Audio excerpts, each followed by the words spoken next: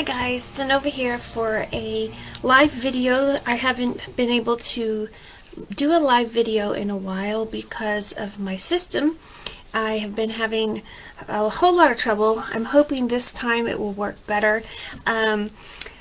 Not going to be able to do True Crime Tuesdays for live videos, but I would like to try to do True Crime Thursdays if I could. So hopefully this video will turn out and won't be too glitchy. But today I'm going to talk to you about a case that I recently discovered. It's about Brooke Farthing. Farthing is her name. Brooke Farthing. Now, what's so disturbing about this case is we know who she was with. We know who's seen her last. We know that she was sending text messages saying that she was scared and she needed someone to pick her up. We know where she sat last. They said that she was last seen sitting on a specific couch smoking a cigarette. Strangely, after her disappearance, the couch catches on fire and it's the only thing in the house that's burnt.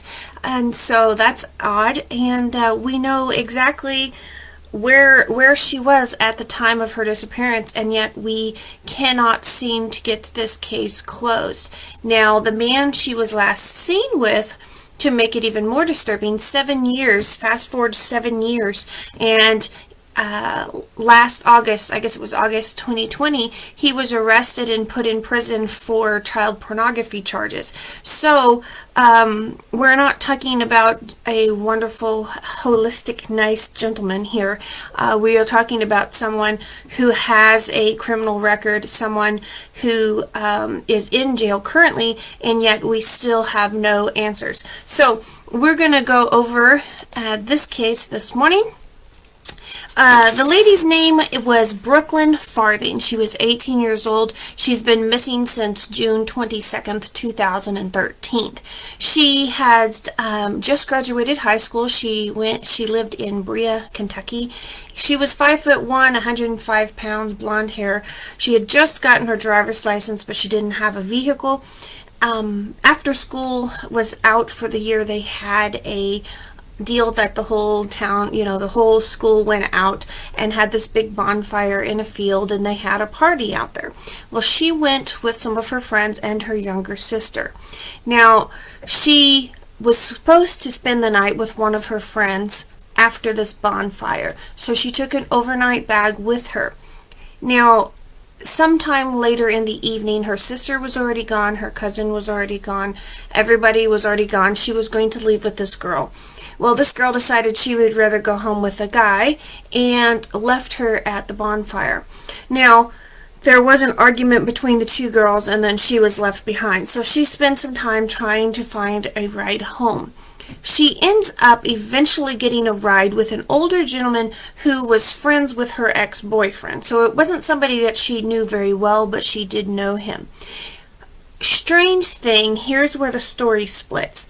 I like to go back and read all of the news stories throughout the whole time. So I went back and read news stories all the way to 2013 up until today. And there was one news story that said something a little different. So I'm going to give you both situations, and then I'll let you figure out which one you're going to go with. But the main, I say about 90% of the reporting says that he gave her and another drunk friend a ride home. They took the guy home, and then he took her back to his house. Now, there was one story, one news article back in 2013 that said he just lent her his truck to take her drunk classmate home, and then she was supposed to drop that truck back off at his house. I don't know which one is correct. I do know about 90% of the reporting goes with he was actually driving. We will name him Mr. H because his name wasn't released publicly until he got arrested recently. So, he has not been named a person of interest. He has not been named a suspect. But it is very strange what has happened in this case. So, either way, by 4 a.m., Brooke ends up at this man's house. And now Mr. H had just been going through a divorce. His house was in foreclosure. He literally had no electricity and no running water in his house. So she is stuck there. He passes out in the other room. She sits on the couch and is smoking a cigarette. And of course, at this point, as soon as those two people got into this home, there was no other witnesses, so we are just going off of Mr. H's account of what happened.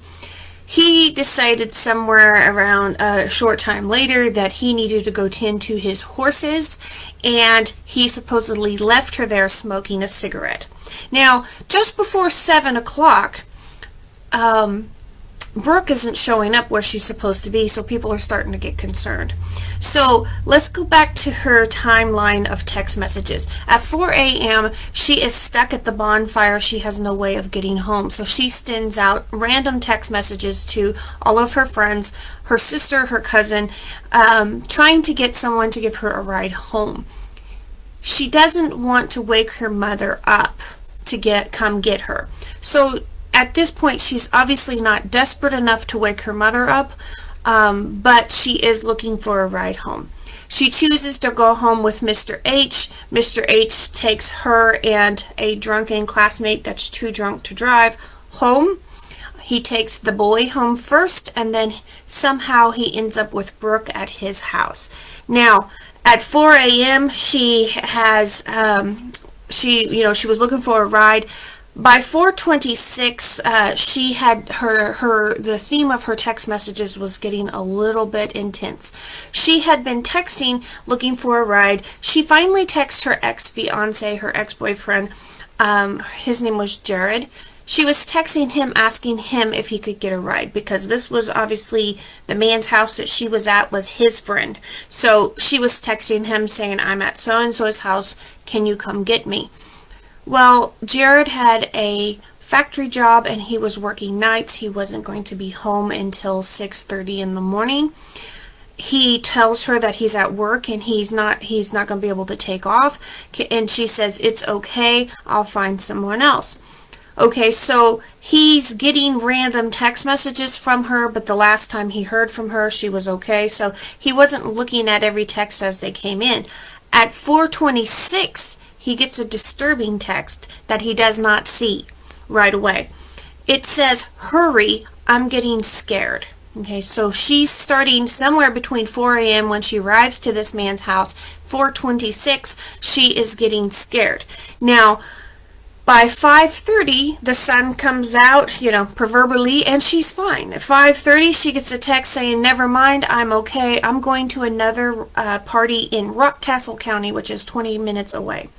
So by 6:30, when Jared was off work and he was planning on going to get her, she's not anywhere to be found. He starts texting everybody.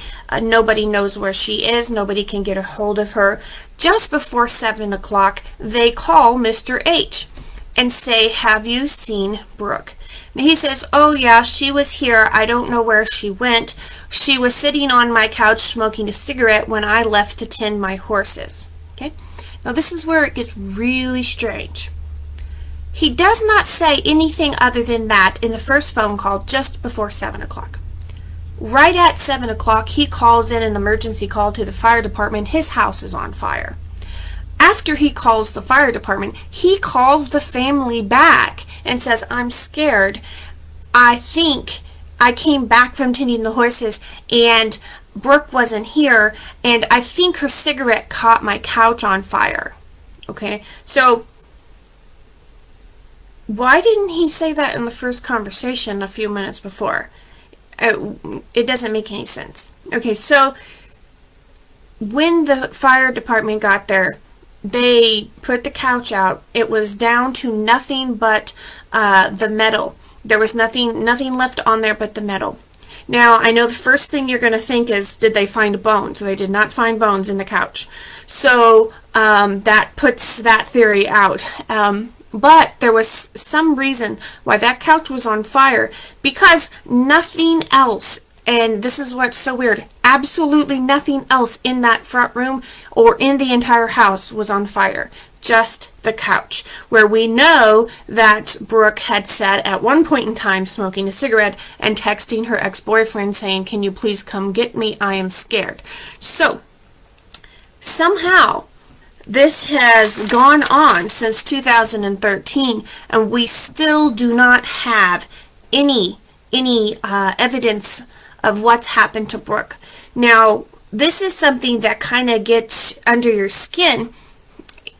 It says that Brooke was nowhere to be found. All that was left behind was her bag and her cowboy boots. Now that reminds me of some of those scary fairy tales, you know, of like the grim fairy tales of some monster coming out of the shadows and kidnapping the person, and all that's left behind are the shoes. You know, it's really scary, and it's really creepy, because you have a girl, we know where she was, we know who she was with, we know that there was obviously some kind of evidence tampering afterwards when the couch caught fire. We know all these things, but we can't find her. Now, they went, and this is a very rugged area of Kentucky, and they went out on horseback, they went out on four-wheelers, they searched thousands of acres around that property, and they never have found Brooke. Now, of course, you think, well, where's her phone? Her phone last pinged 30 miles from Mr. H's home. Now, they don't say publicly if that ping was before or after, that it would have to be after the 5:30 text message, but it doesn't say if it was after 7 o'clock when the fire department was called or anything like that. And then, to make matters worse, they can't find the phone either. So somewhere in that 30-mile circle around this man's house, that phone has disappeared, and so has this 18-year-old blonde-headed girl who was just starting to get her life, started as a young adult. So that is the case that we have for today. Her name is Brooklyn Farthing out of Berea, Kentucky. So I hope you enjoy these stories. I will try to get on live more often to give you some more stories. I will edit this video up and put in some pictures and things for you and post it onto YouTube so you guys can catch the replays. And of course, always keep your comments respectful, because we have family members that watch these things. And then if you have any information, please call it in. These people have had to deal without their daughter for all of these years, and they are no closer to solving it. The police still do not have a public person that they have publicly announced, even as a person of interest. So we want to be respectful, but we also, if you have any information, please call it in. I hope you've enjoyed this. I will see you next time. Bye.